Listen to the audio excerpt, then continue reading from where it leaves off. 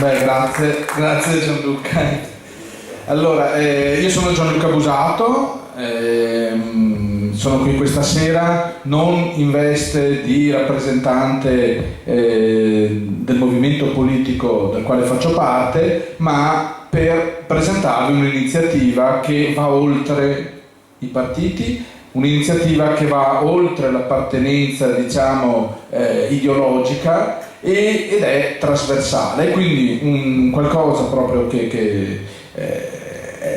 riguarda il presente che stiamo vivendo, perché se noi andiamo a gestire una campagna di comunicazione a favore del referendum di indipendenza del Veneto, è anche necessario predisporre quegli strumenti e quelle organizzazioni che siano in grado di affrontare questo compito, e questi strumenti e queste organizzazioni non possono essere ovviamente i partiti, perché i partiti in un qualche modo dividono l'opinione pubblica, dividono i cittadini, perché ognuno di noi ha una propria appartenenza ideologica, un proprio modo di pensare, per fortuna, siamo in democrazia, no? Mentre un referendum richiede che ci si concentri su un tema, su un qualcosa che va al di là dell'appartenenza ideologica, e quindi è nato proprio un comitato referendario, una piattaforma che si chiama Plebiscito 2013, che in questo momento voi potete trovare con una pubblicità che è molto forte sul web, attraverso il sito internet che è plebiscito2013.eu, e che a breve, appunto, con l'approvazione da parte del Consiglio regionale dell'indizione del referendum di indipendenza del Veneto, cominceremo a conoscere anche nei modi tradizionali di comunicazione, grazie appunto alla raccolta di fondi che sta iniziando. Allora, diventa importante in questo momento in un qualche modo levarci la casacca del nostro partito, del nostro movimento, e metterci tutti assieme la casacca di veneti, di cittadini veneti, perché dobbiamo confrontarci, dobbiamo capire qual è il quesito e cosa comporta questo quesito per il nostro futuro, perché non è una cosa di poco conto, una cosa di enorme importanza, una cosa di importanza storica, perché rappresenta quello che è un normale diritto che ciascun popolo ha, il diritto di decidere. Da questo punto di vista è evidente che questo diritto non lo può togliere nessuno.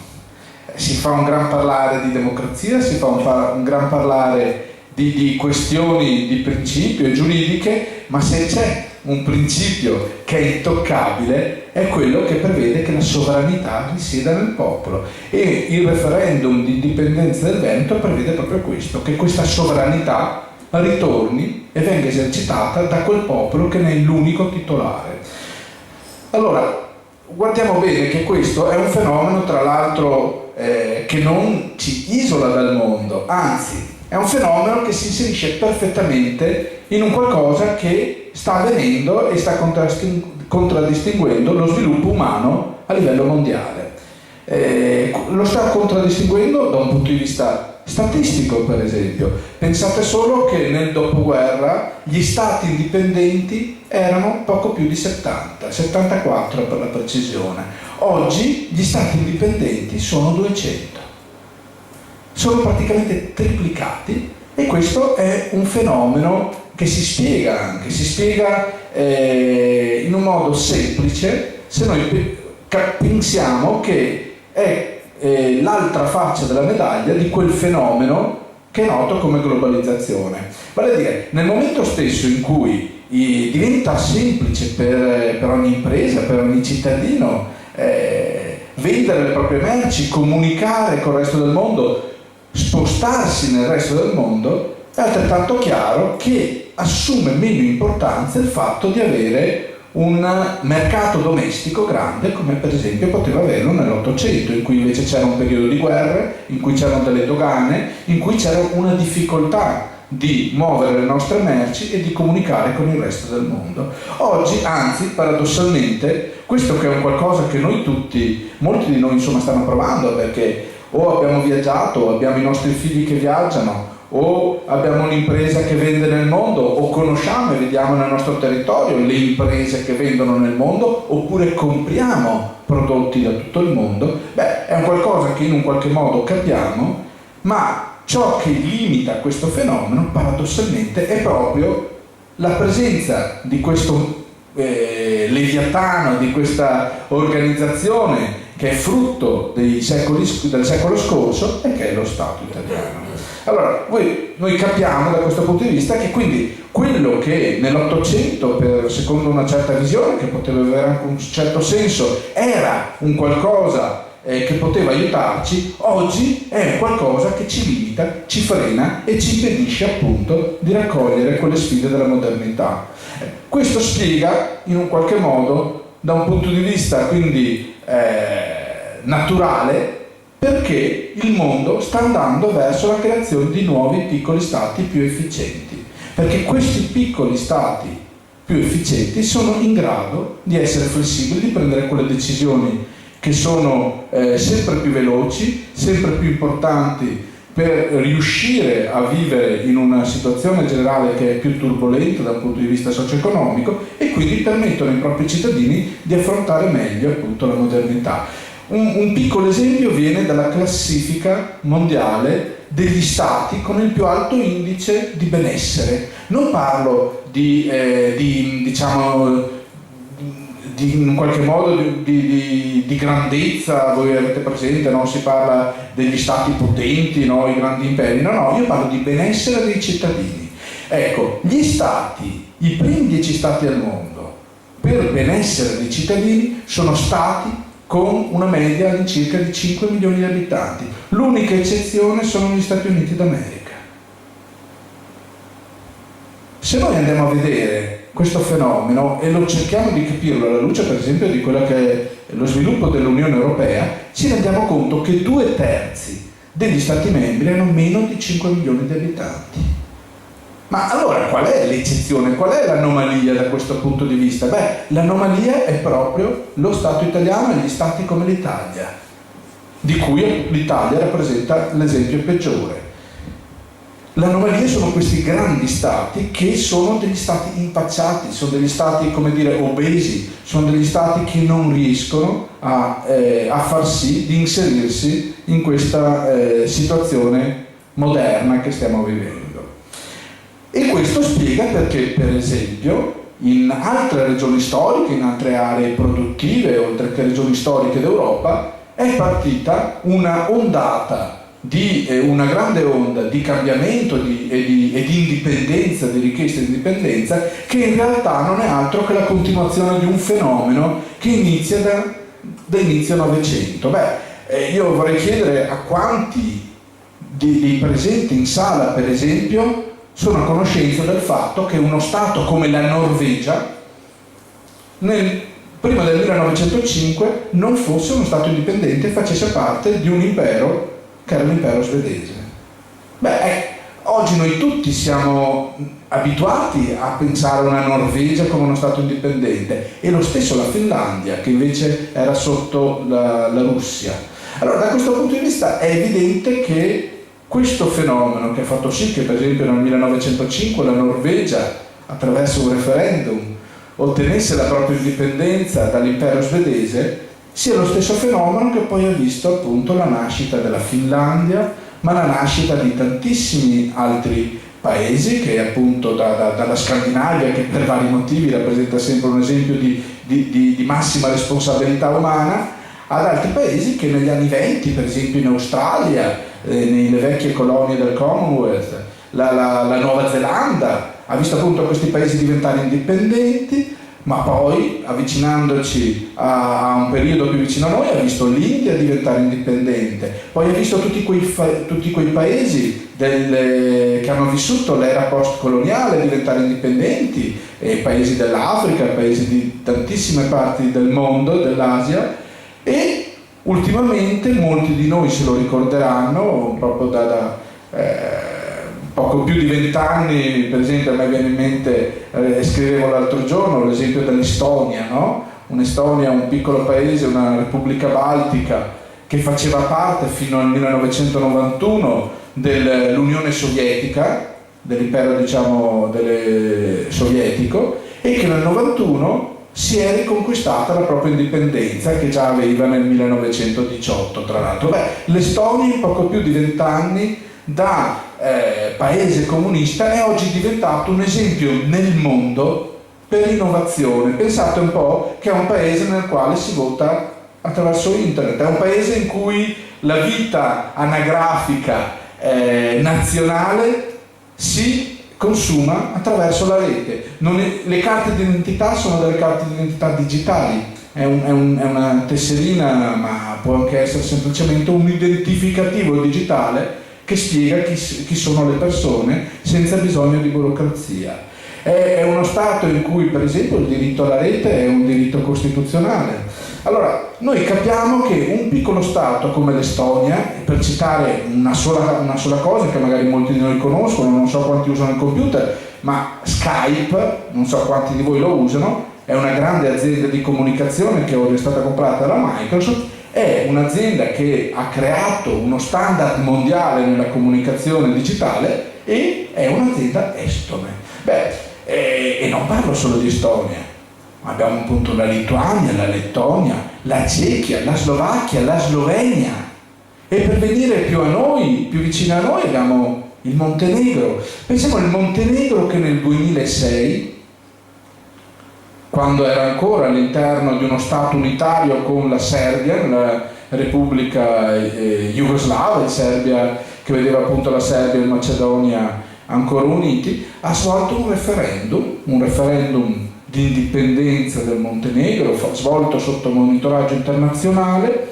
e ha visto dalla celebrazione di questo referendum in soli 40 giorni ottenere la propria indipendenza de facto con la nascita della nuova Repubblica di Montenegro. Io cito il Montenegro per una ragione molto semplice, oltre che per il fatto che è uno Stato comunque vicino a noi, anche perché deve il suo nome ai veneti, ai veneziani, anzi sarebbe il Montenegro, ma è stato battezzato addirittura da noi veneti nella storia, e tuttora tra l'altro insegnano anche cultura veneta al loro interno nei loro programmi scolastici. Ma quel Montenegro, che era pure un esempio, se vogliamo, di Stato povero quando era parte di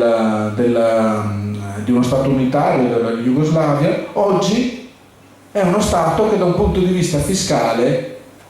pratica una fiscalità che noi nemmeno ci sogniamo. La tassazione sui redditi di impresa e sui redditi personali, la nostra IRPEF praticamente a livello personale sui redditi di impresa è del 9%. Del 9%. Noi tutti sappiamo che di fatto qui la tassazione è ormai a livello del 70%. Ci sembra impossibile che questo piccolo Stato, non molto distante da noi, che viene un po' chiamato la tigre del Mediterraneo, sia riuscito in così pochi anni ad avere questa politica che a noi pare qualcosa di incredibile. E guardate che il Montenegro è uno Stato veramente piccolo, è di 600.000 abitanti. Quando era indipendente aveva un prodotto interno lordo, tanto per capire le dimensioni, pari a quello della città di Bassano del Grappa,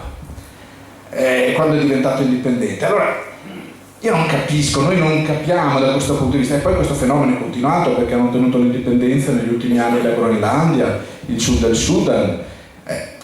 Questo fenomeno che abbiamo visto ripercorrersi nell'ultimo secolo sta arrivando ora finalmente nell'Europa occidentale, sta arrivando in Veneto perché lo stiamo vivendo, ma sta arrivando in Scozia, dove c'è al governo un primo ministro indipendentista, dove già è stata fissata la data del referendum per l'indipendenza della Scozia il prossimo 18 settembre del 2014. Cioè gli scozzesi il 18 settembre dell'anno prossimo andranno alle urne e decideranno se la Scozia sarà un nuovo Stato indipendente. La Catalogna La Catalogna è uguale, come voi sapete alle ultime elezioni hanno vinto con stragrande maggioranza, con più del 75%, una serie di partiti indipendentisti che ora stanno governando assieme e che come primo atto hanno fatto approvare al Parlamento catalano una risoluzione che ha stabilito che la Catalogna è un soggetto giuridico internazionale. E qui ci colleghiamo un po' al Veneto, perché il Veneto non ha avuto bisogno di approvare, una risoluzione di questo tipo. La risoluzione 44, che è stata votata il 28 novembre del 2012, recepiva già questa situazione come di fatto, perché il Veneto è già un soggetto giuridico internazionale. E questo lo sa benissimo proprio l'Italia, perché l'ingresso del Veneto all'interno dello Stato italiano, all'interno dell'allora Regno d'Italia, è avvenuto attraverso un'espressione che, per quanto antidemocratica, visto un po' quello che la letteratura e la storia ci racconta, Indro Montanelli lo definiva un plebiscito truffa, quello del 1866, comunque il Veneto si è espresso. Per volontà delle potenze diplomatiche di allora, diciamo l'Inghilterra e la Francia, è entrato a far parte del Regno d'Italia solo dopo essersi espresso attraverso un plebiscito. E questo spiega perché oggi noi appunto ci chiamiamo plebiscito 2013, perché in un qualche modo questa soggettività giuridica oggi ci apprestiamo a riesercitarla, a rimetterla in gioco. Allora si spiega perché è stata molto più veloce rispetto a questi paesi anche dell'Europa occidentale che ho citato l'avvicinamento del Veneto alla propria indipendenza, perché noi abbiamo dei titoli comunque anche storici oltre che giuridici che ci avvantaggiano rispetto ad altri paesi, per quanto non siano necessari. Prima vi ho citato la Slovenia, ma pensiamoci un attimo, la Slovenia nella sua storia ha mai avuto una storia di Stato indipendente? No. La Slovenia nel 1990, nel novembre del 1990, è andata a votare un referendum per la propria indipendenza, ma non aveva nessuna titolarità, ragione storica per farlo. Semplicemente i cittadini sloveni in quel momento hanno esercitato il loro diritto di autodeterminazione, perché si sono riconosciuti come sloveni in quel momento. E mi sembra con l'88-90% hanno votato sì a favore del referendum di indipendenza della Slovenia, che di lì a pochi mesi ha ottenuto la propria indipendenza di fatto. Allora, noi capiamo da questo punto di vista che qui si deve in qualche modo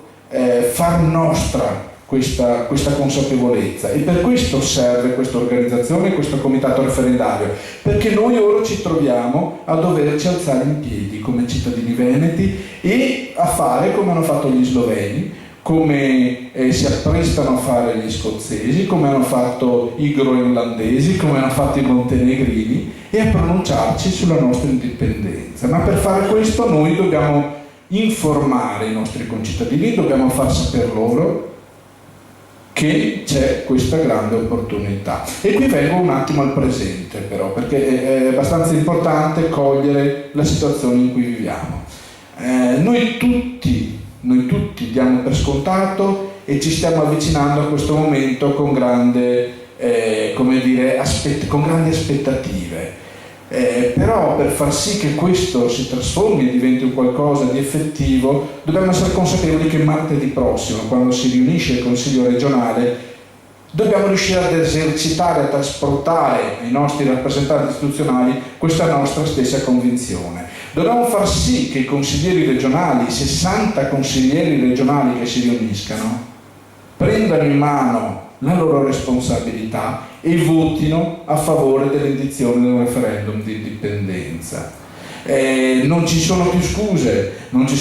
giuridiche, perché in realtà si è già pronunciata una commissione di giuristi, ma anche se non si fosse pronunciata non avrebbe contato. In questo momento il legislatore veneto ha di fronte una responsabilità, ha di fronte la responsabilità di dare ai cittadini veneti la parola che gli spetta. E allora noi dobbiamo far sì che i nostri rappresentanti sappiano che noi ci aspettiamo da loro che facciano quello che è giusto che in questo momento devono fare, che si assumano le loro responsabilità, perché noi tutti come cittadini veneti ce le stiamo assumendo di giorno in giorno. Noi tutti stiamo facendo fronte a una situazione che è drammatica. È una situazione che non ci permette nessuna via d'uscita attraverso il mantenimento del nostro status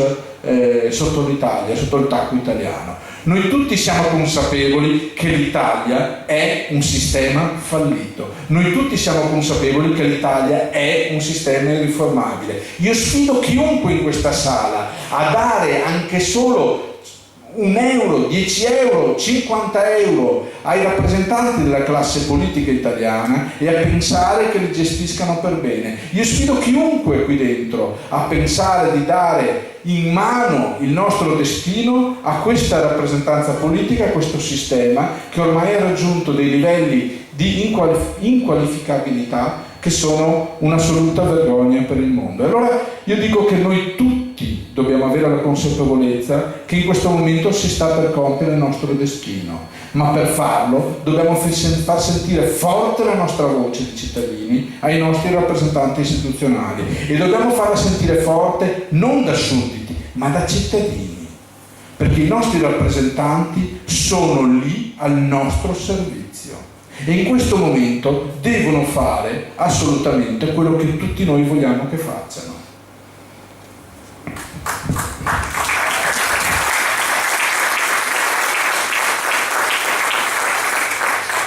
Fatto questo potremo entrare veramente in quella che è la nostra missione. Fatto questo noi potremo spiegare quale sarà quel magnifico paese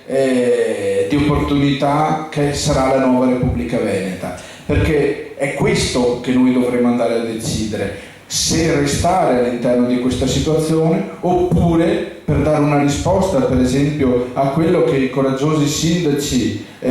di Codogné e di Miane ci hanno rappresentato, se dare una soluzione a questi problemi che oggi una soluzione non trovano. Allora noi pensiamo, prima vi citavo la Norvegia, pensiamo che per esempio la Norvegia ha delle grandi risorse, qualcuno dice certo il merluzzo e il petrolio, per carità. Beh, allora io vorrei che la nuova Repubblica Veneta fosse come la Norvegia, il paese con il più alto benessere dei propri cittadini al mondo, e che ha fatto sì che questa grande risorsa che è il petrolio si trasformasse attraverso la creazione di un fondo nella assicurazione per le pensioni delle generazioni a venire della Norvegia. Io vorrei che noi avessimo la consapevolezza che come Veneto abbiamo del petrolio straordinario. Pensiamo solo al nostro turismo, pensiamo al nostro ambiente, ma esiste un paese al mondo che abbia le bellezze naturali e le bellezze artistiche che è il Veneto? Beh, io credo che da questo punto di vista sarebbe veramente un paese che tornerebbe ad essere quel faro di civiltà che è già stato nella storia. Allora, io credo che quello che è il nostro genio, che si rappresenta attraverso quello sforzo che il reticolo industriale più fitto al mondo ha dimostrato negli anni del boom economico, che oggi invece è sotto grave crisi, attaccato dalla situazione assolutamente assurda dello Stato italiano. Beh, io credo che questa nostra genialità, questa nostra creatività imprenditoriale, ma non solo, umana, che si estrinseca per esempio nel volontariato, dove siamo la prima regione per esempio per donazione del sangue, per volontariato all'interno dell'Italia, beh, questa situazione troverà il proprio naturale approdo all'interno della nuova Repubblica Veneta, che tornerà ad essere un faro di civiltà al mondo, come già siamo stati nel passato. Allora, dopo che i nostri consiglieri regionali avranno fatto il loro dovere e avranno approvato la legge referendaria che indirà entro il 2013 il plebiscito per l'indipendenza del Veneto, noi tutti ci troveremo all'interno di serate di conversazione nazionale a scoprire insieme quale stupendo paese sarà la nuova Repubblica Veneta. Grazie.